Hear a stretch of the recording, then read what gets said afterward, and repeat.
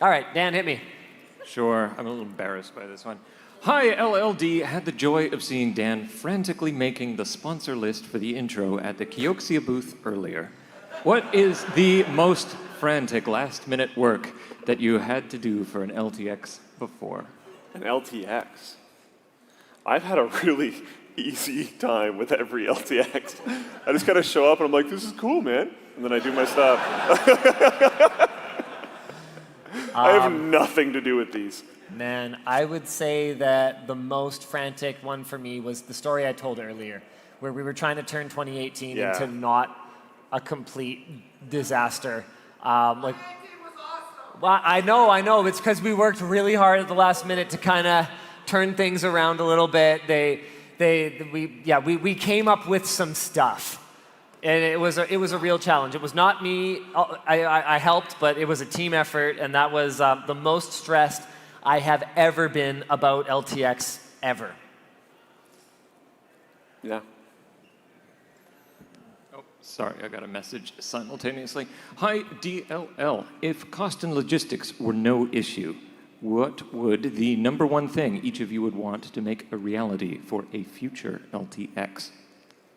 Oh. Free puppies!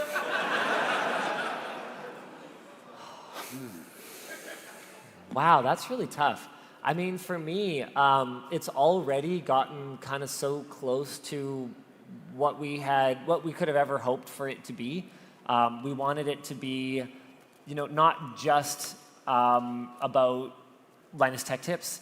Like that was obviously some kindling that we could use to start the fire, right? Is to draw you guys in here for the Linus and Luke and the rest of their punk-ass crew, right?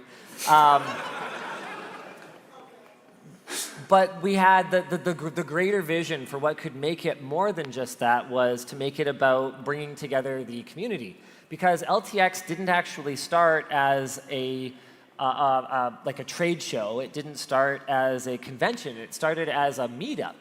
2017 came about because it was becoming untenable for us to try to do like a lot of smaller meetups, and it was kind of like, oh, well, if we could just get the community all in one place and sign everything they shove in front of our faces and take all the selfies that they could ever want, and just talk shop with people, then maybe that'll kind of be our solution to doing that in a scalable way.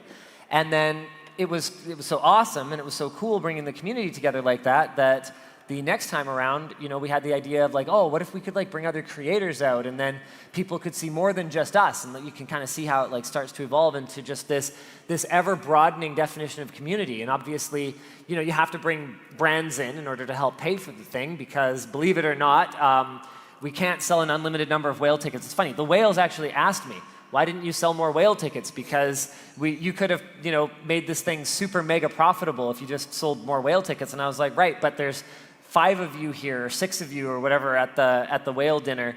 Did you really want there to be 60? Would it have still felt so intimate, right? So there's a limit to what you can do in terms of ticket sales. You have to bring in brands, but we wanted to do it in a way that was really authentic and really community driven as well. So we were kind of like, okay, so we're gonna bring in the audience. We're gonna bring in other creators, and we're gonna bring in brands. And then what happened at 2019 was the creators all started like networking with each other, and the audience started networking with them, and the brands networked with creators, and they networked with the audience, and it became this like super cool thing. And we had all this momentum, and then the world got sick. And I'm really happy. I'm really excited to see that 4 years later, it's managed to, it seems to me, still be that, but bigger and better and awesomer. So I guess, I don't know, I wouldn't. Yeah.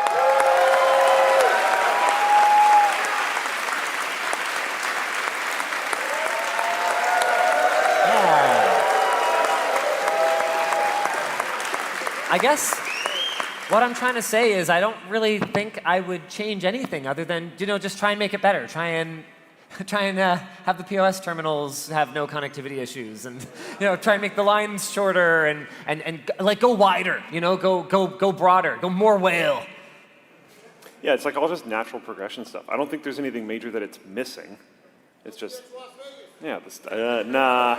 I think LTX stays here. Something that I think would be like a pretty crazy milestone is once one of the buildings can't properly contain us, and we have to take both. That'll be like a pretty big moment. We made it. Yeah. Because, PAX, they have more than one building, so... Okay, so here's an on-the-spot question. Uh-oh. And I don't think you have to actually answer it, Okay, then I won't. but I'm wondering what the vibe check is right now. Because leading up to the event every single time... Oh, you're really going to do this? I'm going to do this. Leading up to the event every single time, it's actually really expensive. We make less off of this than you would think. All of a sudden, I'm just like, Opportunity cost of LTX is extremely high. Yes. So there's that, and it's really difficult, and like it creates a bunch of short weeks, which is hard for production, and like things are really hard. But now you're here, and I do tend to find that there's the negativity dip, and then LTX happens, and he's like, yeah, let's go. So how are you feeling? I always have a blast at these. It's always really exciting. And, it's so cool to see that, every comment, right? Like every chat message, there's an actual real person, and it's hard to feel like that when it's all online. It becomes just numbers, right? Like this feels like a lot more people to me right now than the people watching online, just because they're not there, they're not tangible. But we're not on side monitors for these people. Well,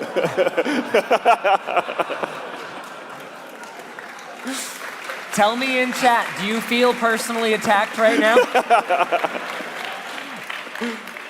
But that number online is 10-15x what's here. So like theoretically, we're talking like this enormous, crowd, right? But it's so cool that it feels real, and it feels so big, and it feels so connected. And then B, it feels so positive. That's something that the community here is fantastic. Has that it's not the same vibe that I necessarily have ever gotten anywhere else. And I used to get it from very old PAX, but not anymore. But really. It's not just us. You talk to anyone, and they're just like, "Oh yeah, I'm meeting so many people here, and I did all this stuff, and it's so cool." And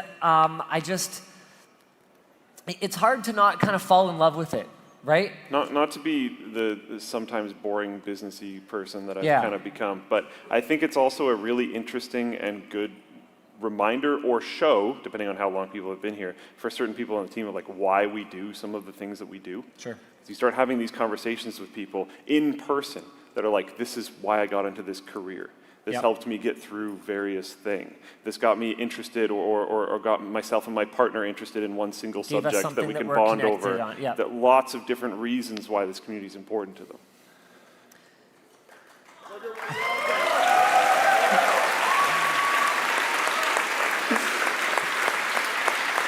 So you don't have to answer now.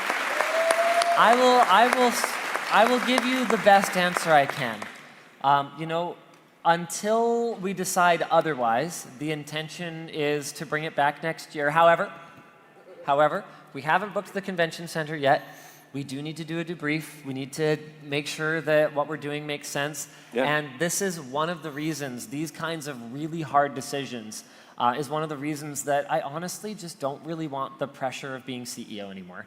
I actually don't want to make the call. I would like to come and I'd like to participate if it's something that the company does that makes sense. And to be clear, Taryn's not going to, I've talked to him about LTX.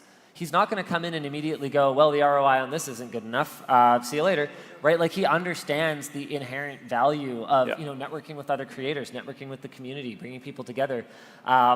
We just have to make sure that we can do it in a way that is not breaking the back of our team, because that's the other really important aspect we have to consider is, everyone talks about how, crunch is bad, right? I think we can all agree that whatever industry you're in, crunch is a negative thing, right? And so what if I told you that you can have LTX, but we can't find a way to figure out how to do this without it causing crunch for a significant portion of our team? Is that worth it? I don't know. I don't know. And it's true. And it's true. There is crunch. LTX is really, really hard on a lot of the team. So You know, obviously, we'd love to try to find a way to make it just easy and smooth and everything goes great and it's totally cool, right?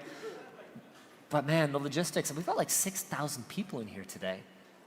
Isn't that, yeah, right?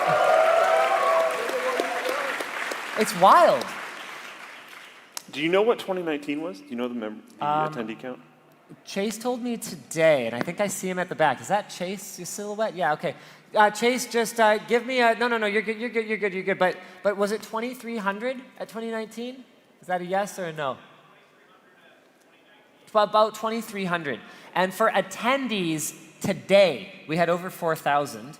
And then plus the plus ones of our staff, which is now a significant number of people, each gets 2. So that's like another 200 people, plus our staff, which is another 100 people, plus all the vendors. Like we had some brands show up with like 10, 15 people for their booth. So we have, apparently it's close to 6,000 people today, which is, it's just a lot. It's a lot. And we want to do it. That's what I'll say. We want to. Cool. Yeah, good enough. Okay. Yeah.